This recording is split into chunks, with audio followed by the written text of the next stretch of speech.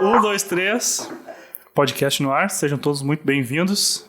Eu sou o Lucas, eu tô aqui com a Larissa e com o Taferne. E hoje a gente está recebendo aqui no programa Guilherme G. Pacheco para trocar uma ideia. Já te agradeço aí ter aceitado o convite pra gente bater um papo aí. Valeu. Cara, então assim, a gente tá falando um pouco antes de começar. Basicamente a ideia do podcast é que a gente trazer a galera para conversar sobre os mais variados temas. Tu é um cara que a gente, quando recebeu a indicação, achou muito massa, assim, né? Tua história, tua trajetória ali. E então, aí, pra quem não te conhece, pra galera que não conhece teu trabalho aí, pedir pra que tu te apresente um pouco e tal. Clássico, assim, pra qualquer um, na real. Vai. Acho que, enfim, meu nome é Guilherme Gasparoni Pacheco, abrevio Gasparoni como G para dar mais cara de escritor. Instagram Gri Pacheco, como eu tava falando pra eles, botei um Pacheco com um T no meio que é pra parecer gringo, por causa que já tinha Pacheco. Bom, eu sou diretor, roteirista e produtor em cinema e documentário, é o que eu gosto de dizer porque no dia a dia eu trabalho com publicidade. Bom, eu gosto de deixar claro o que eu quero ser, o sonho, o foco, porque até já trabalho com isso, mas sim, não é o que dá grana hoje no dia a dia. Então no dia a dia tem que fazer publicidade, tem que fazer institucional, tem que fazer tudo. O que eu gosto também, entendeu? É sempre bom dizer isso que eu gosto para os clientes que estão escutando.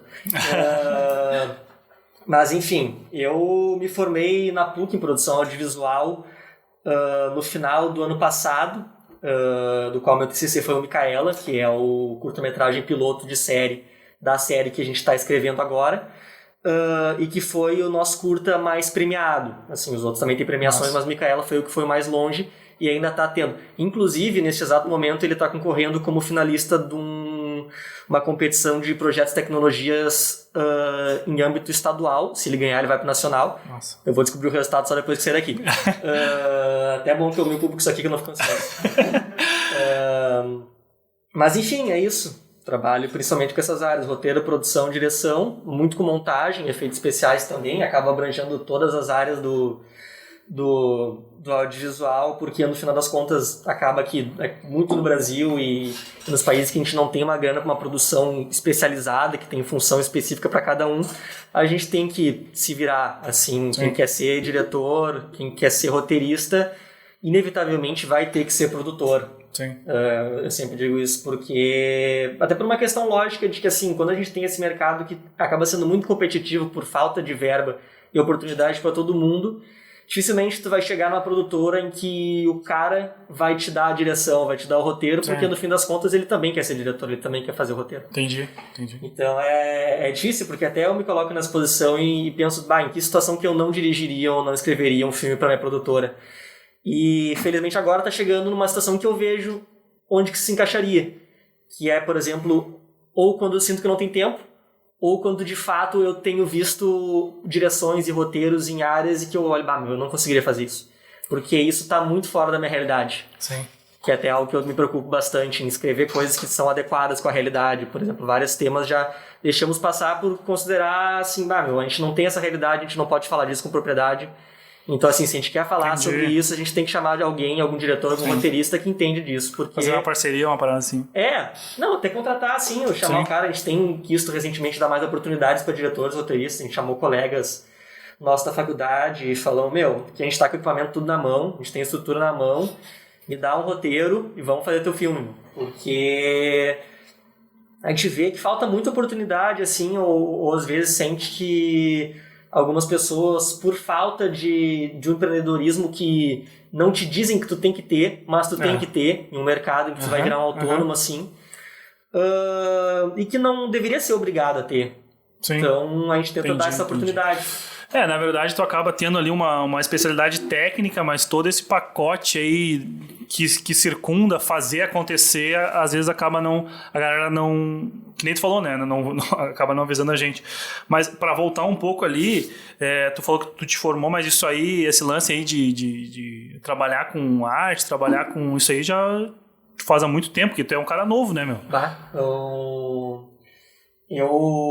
A gente até fez um vídeo da Telart, um mini doc da gente, tem 2 minutos, que ele é eu e o Guilherme Carlotto, que é meu sócio, contando a nossa história, assim, um pouco sobre a gente, nossa relação com contar histórias. A minha psicóloga diz que desde que eu tinha 6 anos de idade, que eu comecei lá, eu dizia que eu queria ser cineasta. E ninguém me dizia aquilo, era aquilo. Deu na tua cabeça e é isso. Eu sempre gostei de ir no cinema, sempre gostei de filmes, mas meio que analisando por todas as possíveis carreiras que eu já quis fazer, design de jogos, ser ator, eu escrevi 350 páginas de um livro que eu nunca terminei. Eu sempre circulei por criar, entendeu? Criar mundos, criar histórias, dizer o que acontece e representar o que eu sentia ou o que eu vejo no mundo. Nossa.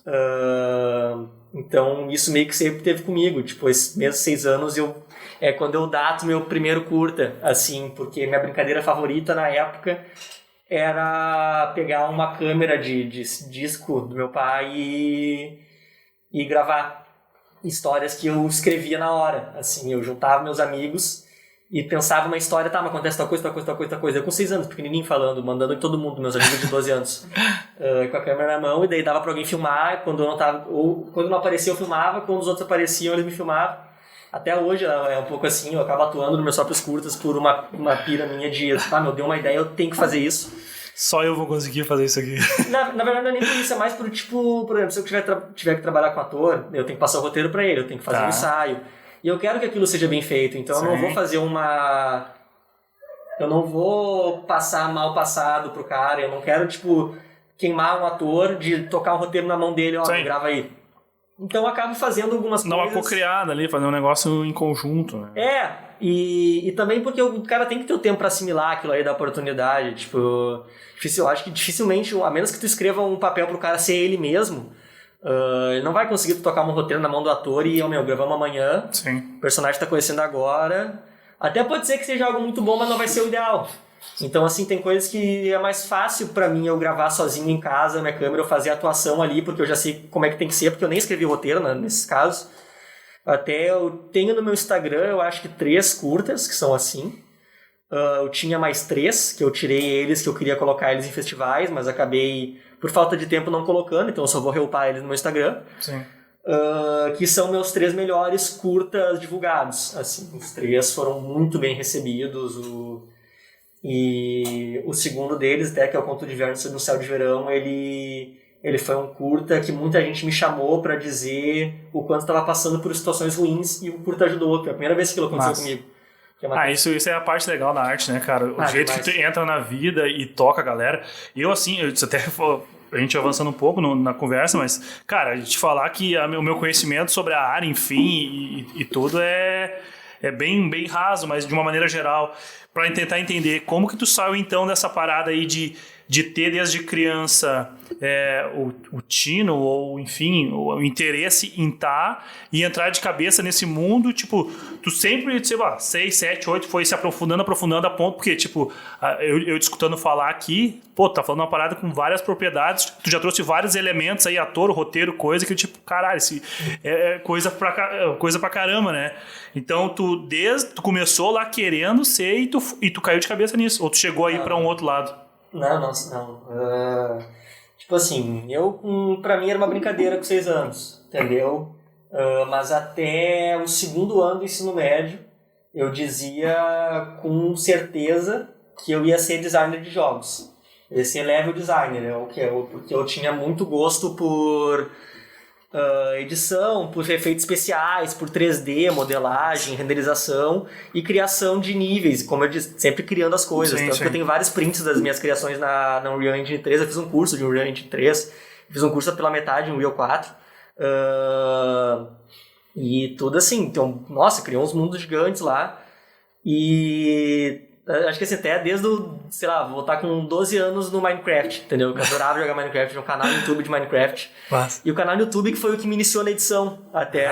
Eu aprendi a editar vídeo por canal no YouTube. Entendi. E daí no canal que eu falava, que eu me soltei ali também, muito eu criei, porque eu criava histórias e roteiros e narrativas e séries dentro do canal. Nossa. E era algo que sempre, assim, tipo, eu não vou dizer que eu a vida inteira estudei desde os 8 anos pra isso, tipo assim, não peguei lá e fiz um plano, não, eu vou ser isso e esses são os passos. Mas eu, inevitavelmente, sempre segui isso justamente por ser a coisa que eu não conseguia deixar de fazer. Entendi. Entendeu? Não importa onde eu tava, o que eu quisesse fazer, eu voltava para aquilo sempre. Sim. Então foi isso. Eu não estudei, eu pratiquei de alguma forma ou de outra. Sim. Isso tudo. E até, e também o cara criança, e até na adolescência, é até meio maluco, assim, tu é de uma geração diferente até da minha, né, eu tenho 32 anos, porque também, pelo menos da minha época, era uma coisa meio estranha não, mas era uma coisa fora do tradicional, tipo assim, cara, imagina se eu chego lá pro meu pai e falo, tudo que envolve arte, cultura, essas paradas, assim, eu vou ser, sei lá, ser músico, você escritor, eu vou ser poeta, eu vou ser cineasta.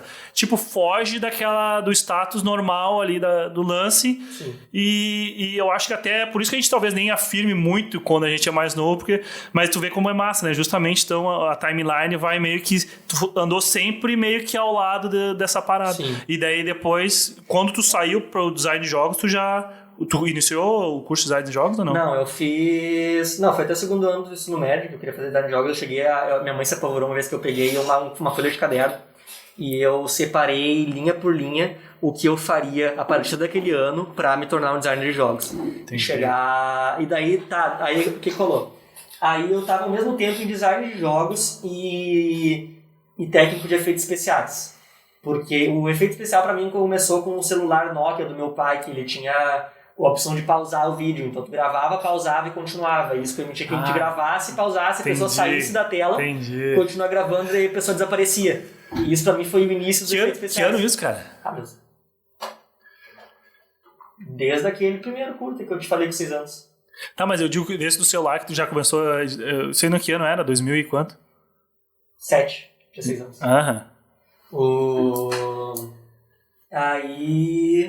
Aí foi isso. Foi continuando. Mas assim, eu cheguei aí no Portas Abertas da URGS e da PUC pra ver as aulas de marketing, entendeu? Eu quase fui fazer marketing, quase fui fazer gestão de empresa, quase fui fazer... Sim, a veinha tradicional puxando o cara pro... Não, eu passei assim, no primeiro ano eu tava certeiro que eu ia fazer engenharia mecatrônica. Que eu queria construir robôs, eu queria criar a armadura do Homem de Ferro. Entendeu? E na real eu percebi que para criar a armadura do Homem de Ferro é mais fácil eu escrever um roteiro do Homem de Ferro. Fazer efeito especial. Exato.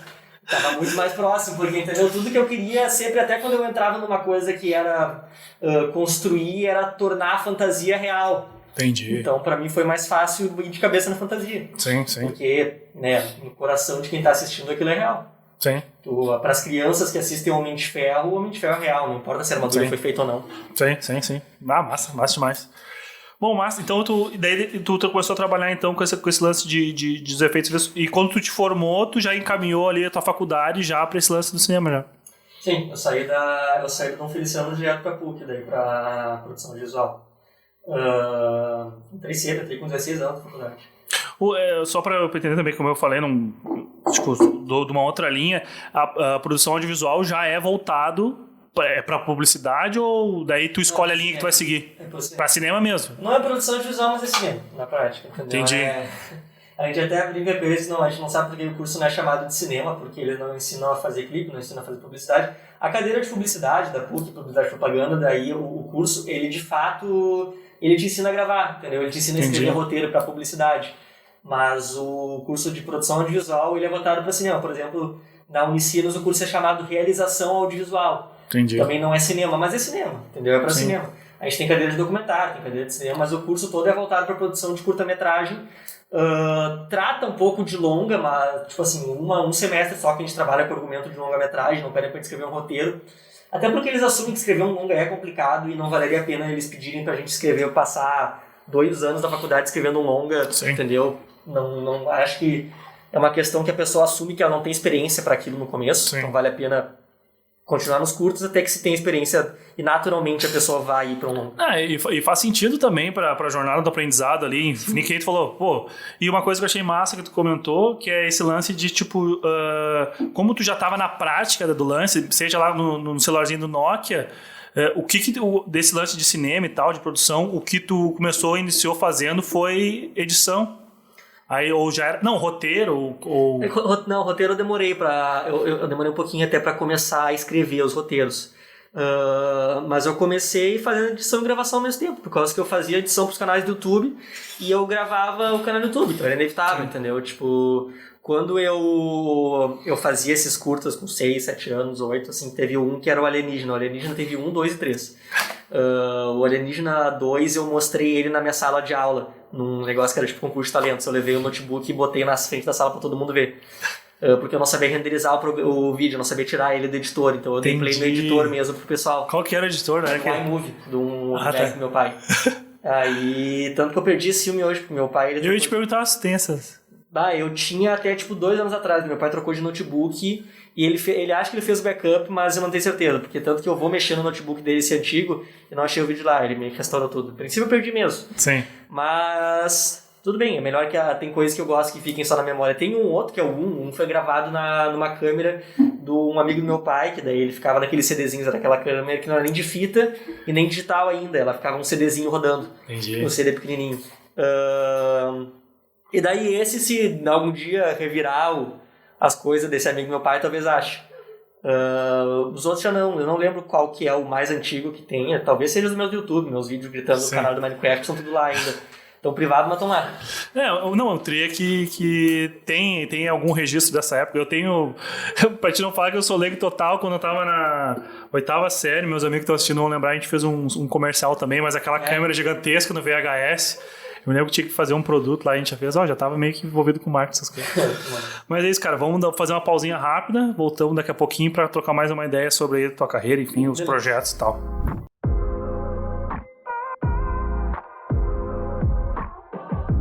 1, 2, 3, estamos de volta aqui, falando com o Guilherme G. Pacheco.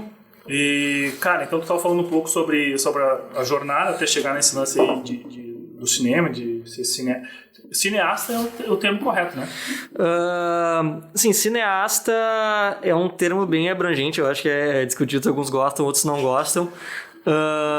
Mas cineasta é um termo correto. Filmmaker é um termo que eu não curto muito. Sim. Por ser um termo que acaba levando para um outro significado hoje.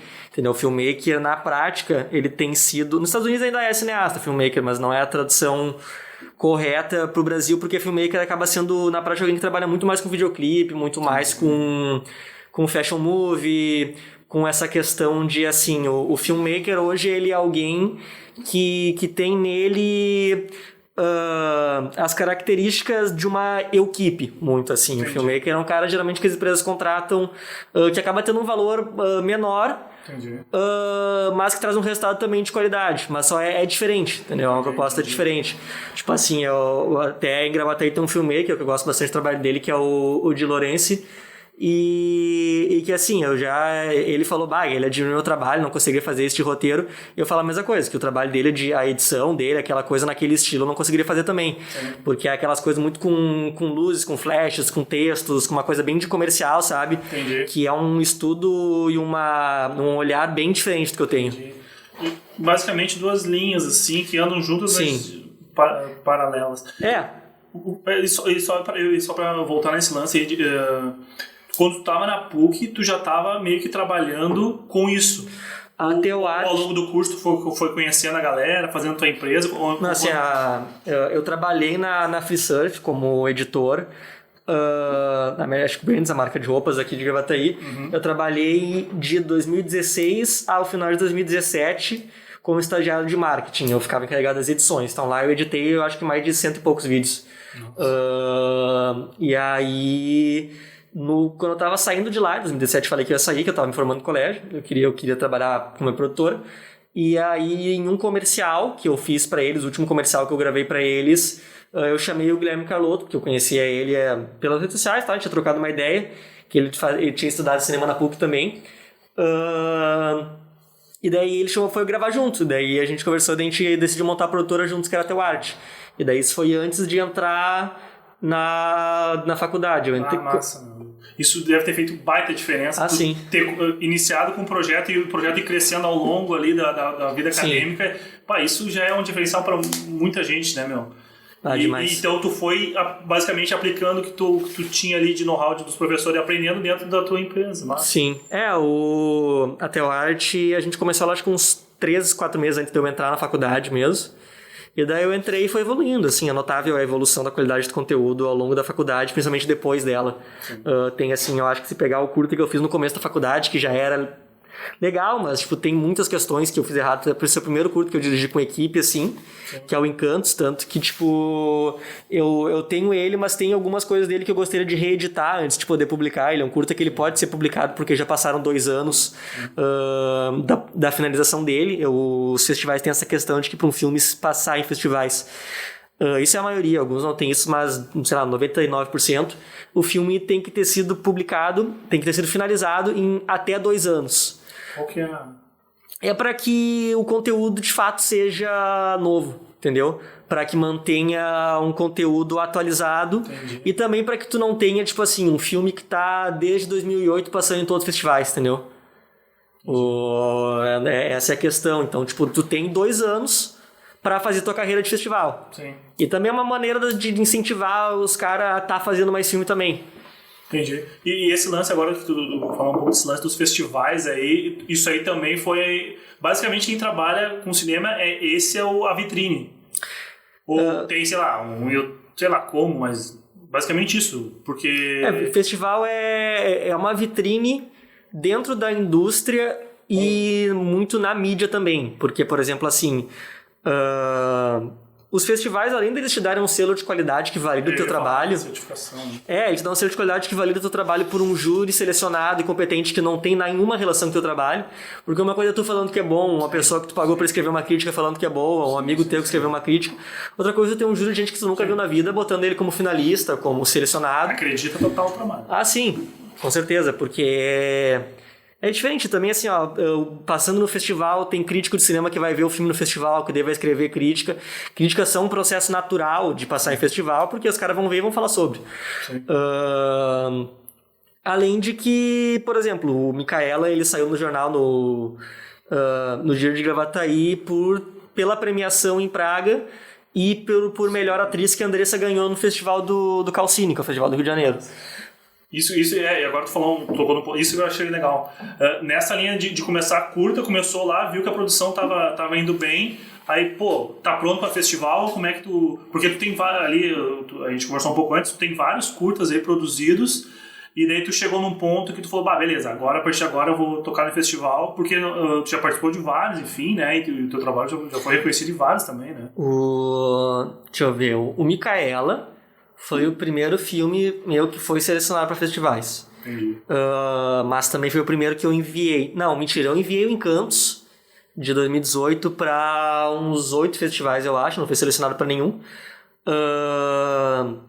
Isso aí, só para entender, os festivais é nível o quê? Mundial? Brasil? Depende. Tem festival que é de cidade, tem festival que é regional, do estado, tem festival que é nacional, tem festival que é internacional. E a princípio o critério para participação é ter conteúdo, ou tem que ter uma pré...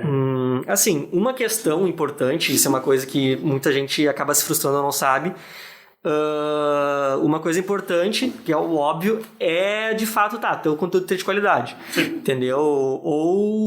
Ou ser bem gravado, ou ter um roteiro bom. Às vezes ele não precisa ser bem gravado se tem um roteiro muito bom. Eu já vi filmes que eles passaram em festivais que eles não tinham melhor fotografia, não tinham melhor produção, mas o conteúdo era muito bom.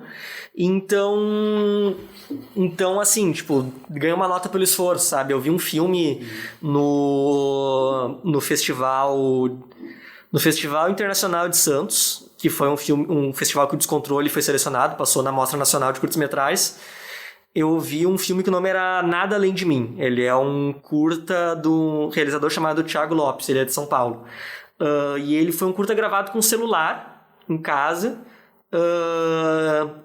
e que todas da equipe basicamente é ele, teve uma ajuda do filho dele, e todos os personagens do filme são ele. Entendeu? O curta é sobre alguém que tá com uma síndrome e que tá vendo nas outras pessoas ele mesmo.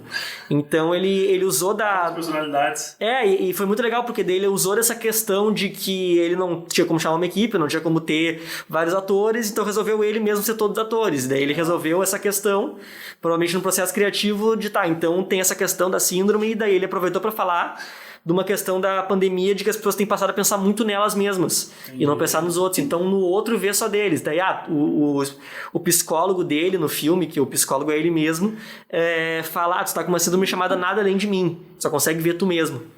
E esse filme eu achei muito legal, que ele passou junto ali, e o cara atua pra caralho, assim, cada personagem que ele fez, mesmo sendo ele mesmo, parecia uma pessoa completamente diferente.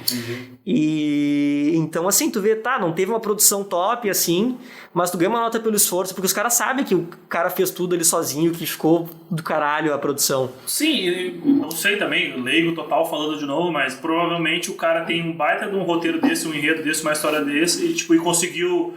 Mesmo que a produção parece que meio que ele falou, não que passa batido, óbvio, mas cara, olha que o cara fez a ideia. Sim. Se a gente pegar esse troço e botar uma produção em cima massa, tem um baita filme e tal.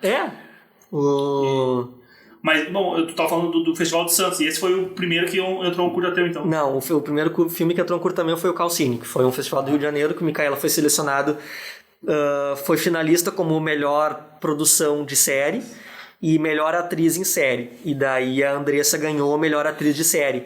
Inclusive, ela recebeu o troféu lá já, uma folhinha bonitinha do Calcine, muito massa.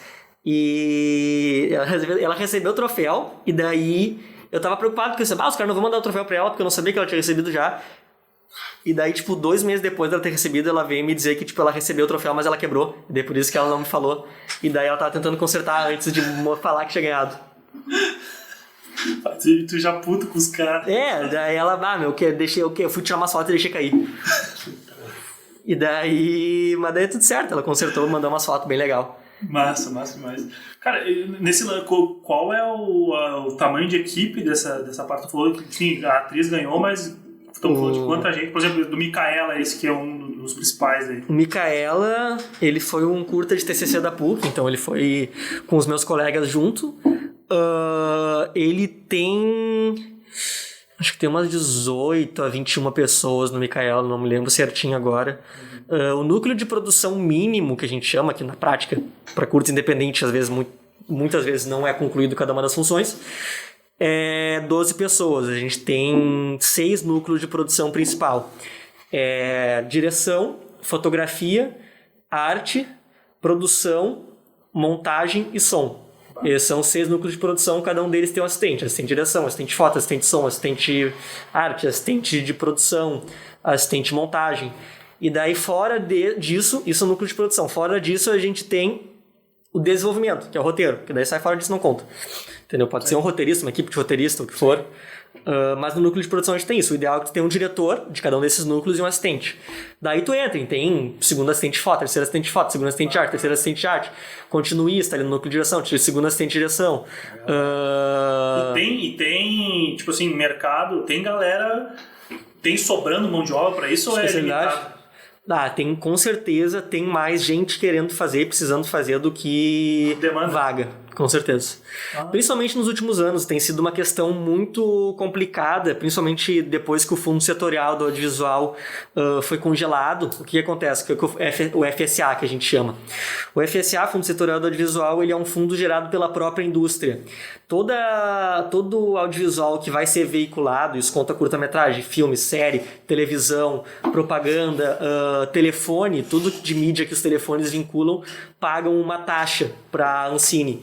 E essa taxa ela é guardada para o Fundo Setorial do Audiovisual. A Ancine é a agência reguladora da parte. A Agência Nacional de Cinema. E aí, esse fundo ele era distribuído de volta para a indústria como através de editais. Entendeu? Por exemplo, eles pegavam, pegava 1 bilhão do Fundo Setorial Audiovisual e distribuía entre vários editais que geravam projetos de 20 mil, 50 mil, 100 mil, 200 mil, 800 mil, 2 milhões para fazer um longa-metragem, 3 milhões para fazer uma série. Um curta-metragem de edital a gente trabalha assim numa faixa entre 50 e 150 mil, passando os 150 mil assim, para fazer um curta já não vale tanto a pena, assim, essa pergunta já começa a entrar, já vale mais a pena tu separar 800 mil para fazer um longa. Sim. Só que daí esse fundo foi congelado. Quando o Bolsonaro entrou, eles...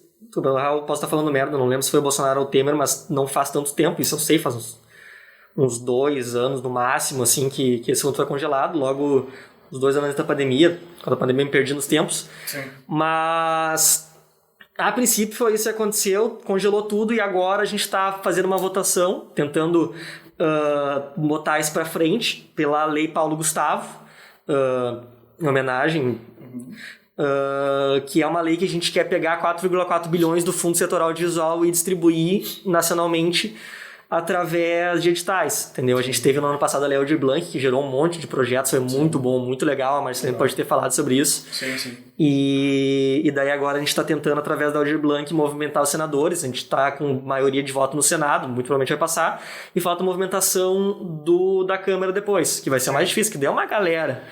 Cara, desculpa interromper, mas é justamente isso um pouco que a gente estava falando antes, né? Pô, o cara entrou pra fazer cinema, olha o que é a parada que mexe, o entorno que tem que estar envolvido.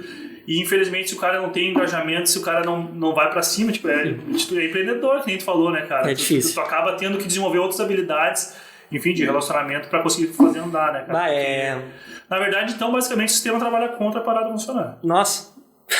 Eu falei no Twitter recentemente, assim, é um baita privilégio tu poder fazer arte em um país que tu não precisa fazer política também, entendeu? Seria um baita privilégio não precisar fazer política para fazer arte. Mas assim, eu entrei faz uns 3 meses, eu acho, na Associação Profissional de Técnicos Cinematográficos do Rio Grande do Sul, a PTC. Eu entrei em umas 3 semanas que eu entrei, rolou a votação da chapa da nova diretoria, para a qual, tipo, eu me movimentando com os caras mesmo, estando ali há pouco tempo, os caras já me colocaram na chapa junto. Então agora eu atuo lá como primeiro secretário. Legal. E assim, na primeira reunião da PTC, que já estavam falando sobre a questão da Lei Aldir Blanc, de todas as merdas que rolou, e gente que não foi contemplada, ou de outro edital que tava dando negócio errado, tava tendo o edital Trajetória, que foi um edital que premiou pessoas que tinham uma trajetória renomada na cultura em determinados segmentos, porque assim, uma galera que, olha só, esses caras fizeram um monte de coisa pela arte, um monte de coisa pela cultura, e agora na pandemia estão sem ganhar grana, sei lá quanto tempo, estão passando fome. E daí o edital saiu o resultado, e daí o pessoal começou a olhar a lista de contemplados, não, pera um pouquinho, quem que é esse pessoal? E aí, tipo, era um pessoal que, assim, tipo, os maiores produtores de Porto Alegre nunca tinham ouvido falar o nome de ninguém que passou pelo audiovisual em Porto Alegre. Tinham ouvido falar do nome de 2 pessoas, que daí, tipo, são dos mais respeitados por eles e que são gente que, assim, se não tivesse ali, aí eles iam botar fogo no negócio. Mas o resto, assim, ninguém conhecia ninguém. Entendeu? E o que aconteceu na prática? Muita gente que era de outros segmentos passando por audiovisual. Por exemplo, gente que era de música, daí o cara dizia, não, eu faço meus próprios clipes, e daí botou audiovisual, e daí na cota ou numa questão ali de que, não teve tanto audiovisual inscrito, teve uma música inscrita na nota geral, passou o cara como audiovisual. Entendi. Que louco. E daí a gente fez um bolo, um protesto. Enfim, o resumo da história... Falta positivo quando tem ainda rola meio uma desorganização. Exatamente. Mas, complicado. Então, vamos fazer mais uma pausa rapidinha aqui. A gente já volta para continuar falando desses temas aí que é massa. E 1, 2, 3 a gente já volta. Valeu.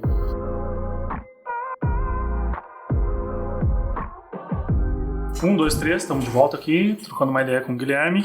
Cara, então a gente falou um pouco aí sobre a tua trajetória, um pouco sobre os projetos que tu tem feito.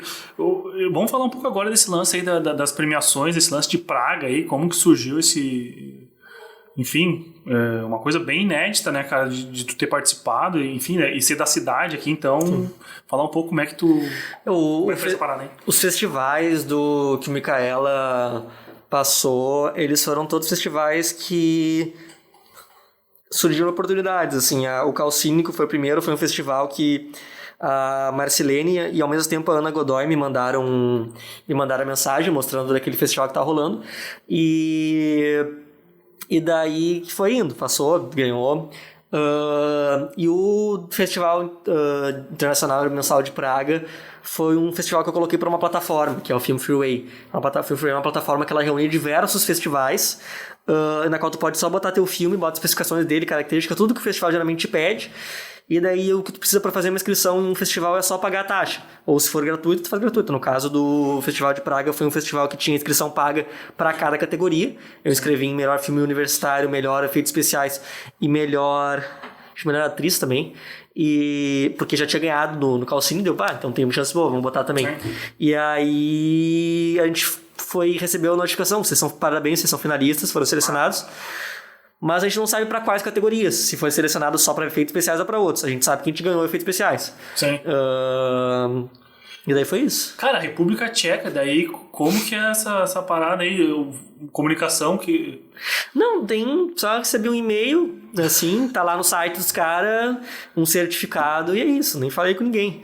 Entendeu? E que assim, cada festival tem um tamanho diferente. Esse Festival Internacional de Praga, ele é tão festival que não é tão grande. Sim. Entendeu? Tem muitos festivais desses que eles, tipo, rolam, tanto que é um festival mensal, entendeu? Ele rola todo mês. Tem vários festivais, assim, que eles são feitos justamente com uma estrutura não tão elaborada para que se possa divulgar bastante gente. Entendi. Entendeu? Festivais assim são festivais que gostam de dar oportunidade para muita gente. Então, sempre tá rolando, entendeu? Entendi. Eles têm uma inscrição mais barata, assim. Então é relativamente mais fácil de entrar. Por exemplo, o Festival de Santos já foi diferente. O Festival de Santos é o primeiro festival que, por exemplo, eu fiz uma entrevista teste para participar do debate. Entendeu? Eles chamavam pra ver como é que tava minha luz, como é que tava tal. Então o Festival de Santos foi um festival muito mais organizado, foi um festival com verba da prefeitura, com verba do estado. Então, assim, no site teve uma divulgação de todo mundo, tal. E aí fiquei puto com os caras que eu mandei o vídeo pra eles de divulgação falando sobre o meu filme, tal. Os caras não passaram, não botaram assim, eu falei, tô sofrendo bullying por ser solista. E aí, sério, botaram o vídeo de todo mundo ali, assim, chamando pro filme e não botaram o meu. Eu fiquei de cara. E alegaram que...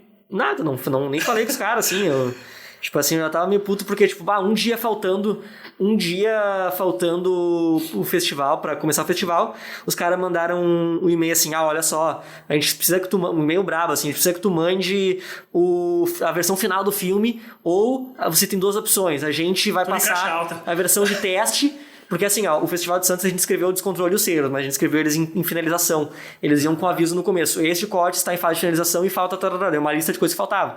Faltava correção de cor, faltava redução de som, faltava um monte de coisa. E daí nisso o Descontrole passou e o Ceros não.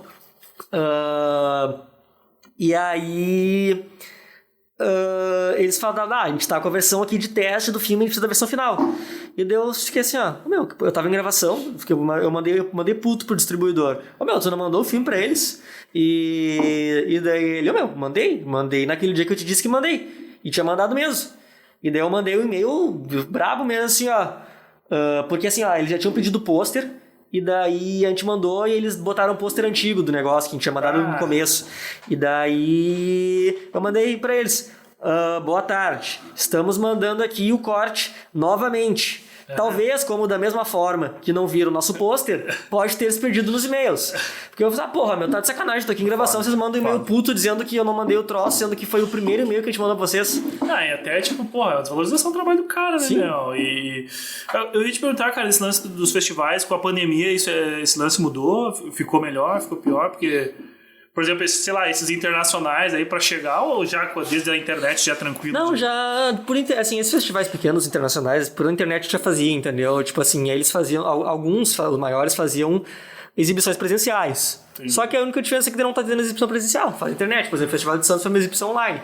Até eu esqueci de comentar antes, quando eu comentei do Festival de Santos, que assim, uma coisa que eu percebi que além da produção, os festivais, eles determinam muito temas. Entendeu? Muita gente se frustra por não entrar em festivais achando que isso está diretamente relacionado à qualidade do filme, mas não necessariamente. Por exemplo, o festival de Gramado de 2019 que eu fui, foi o único festival de Gramado que eu fui lá, porque depois rolou a pandemia, ele tinha todos os filmes muito relacionados ao tema de pertencimento, de descobrimento, de exclusão, muito de gênero, muito de sexualidade, outros de classe, de raça. E então, assim, todos os filmes eram, de certa forma, relacionados a isso.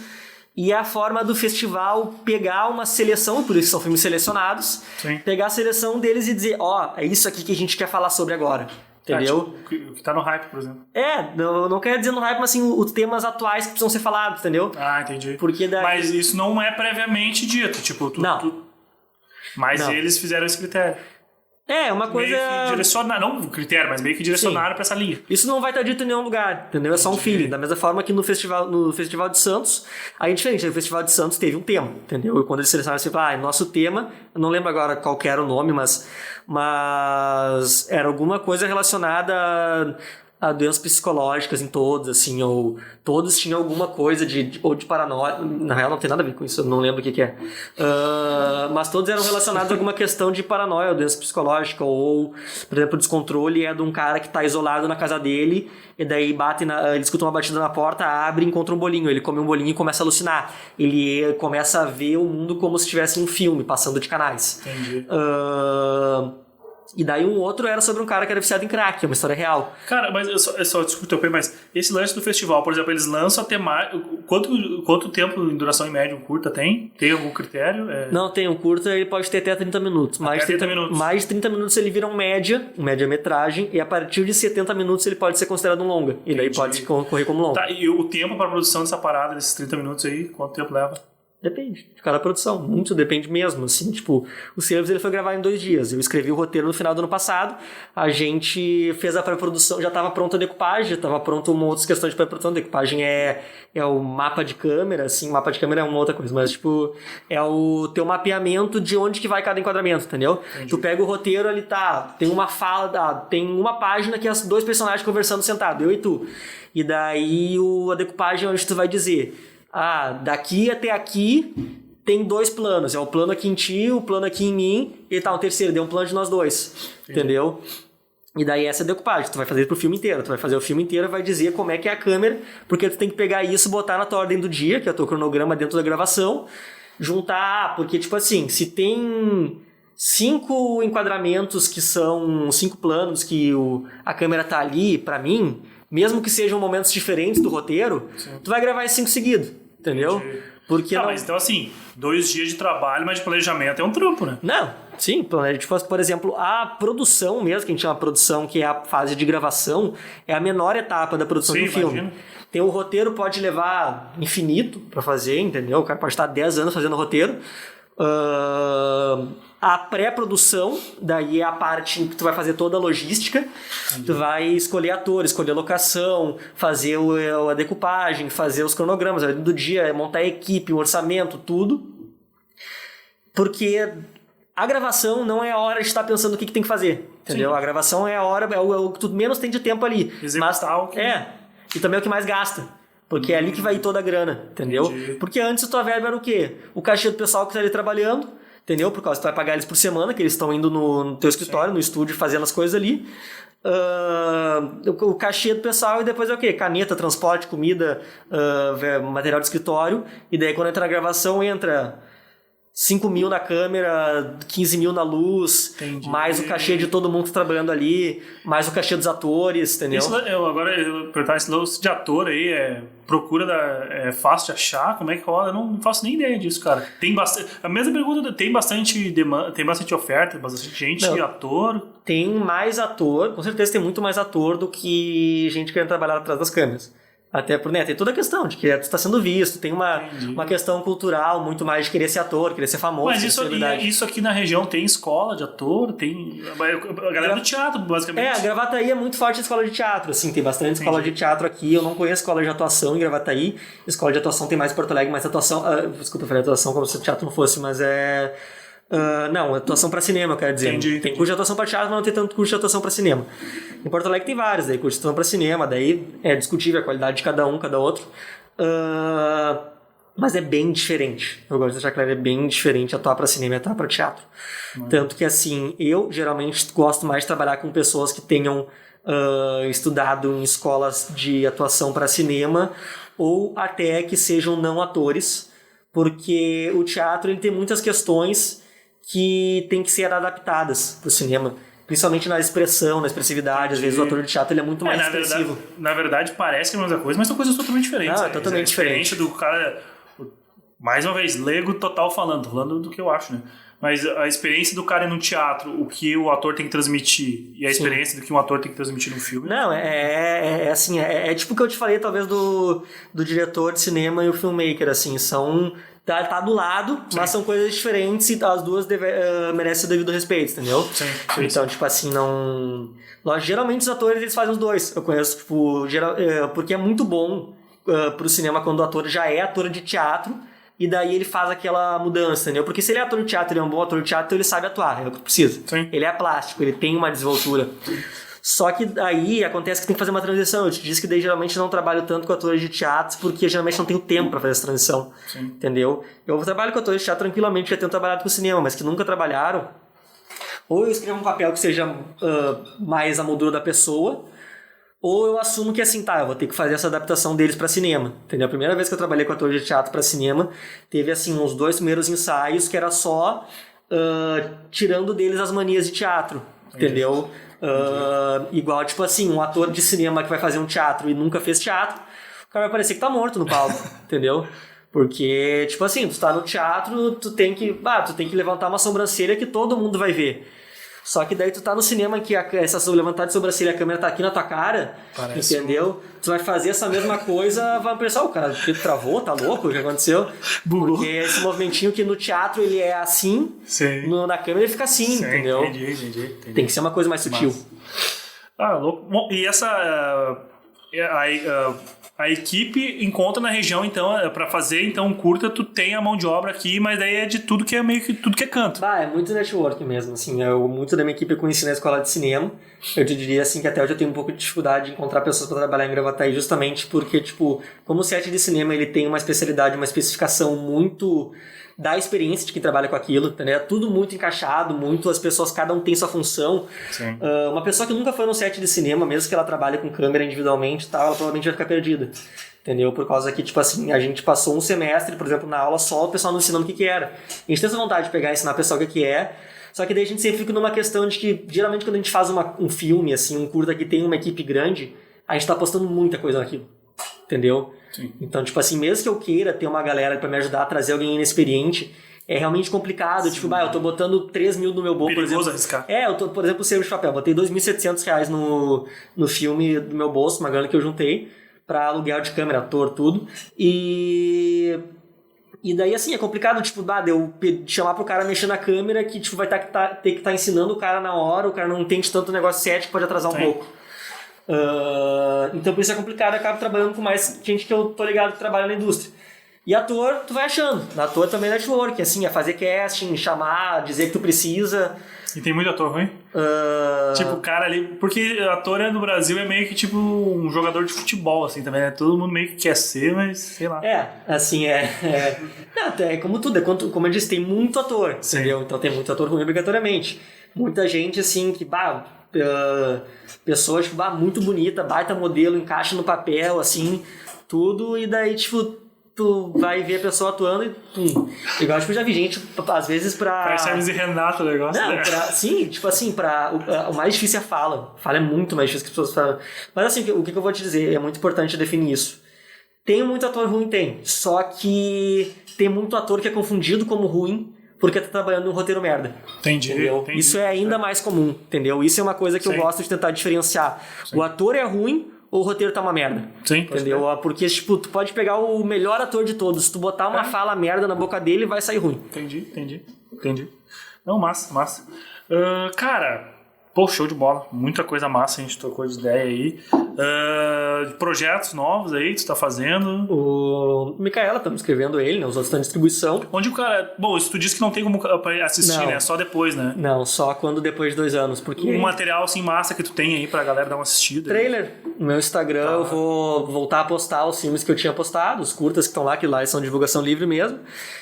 No canal da Teoarte do YouTube estão os trailers. O site da Teoarte também tem na íntegra alguns comerciais que a gente produziu. E projetos futuros, tenho vários, assim, no momento. Hoje eu tava fazendo uma pesquisa, vai ser o primeiro a saber disso. Eu tava fazendo uma pesquisa com professores de redes de ensino particular e público para esse próximo dia de tarde de Gravataí que vai ter, um edital de R$3.000, é pouca grana, mas mesmo assim paga custos. Que é um filme para passar para infanto-juvenil. Legal. E que fala de questões que os adolescentes passam, mas que geralmente não são tão tratadas. Eu queria tratar muito da questão do crescimento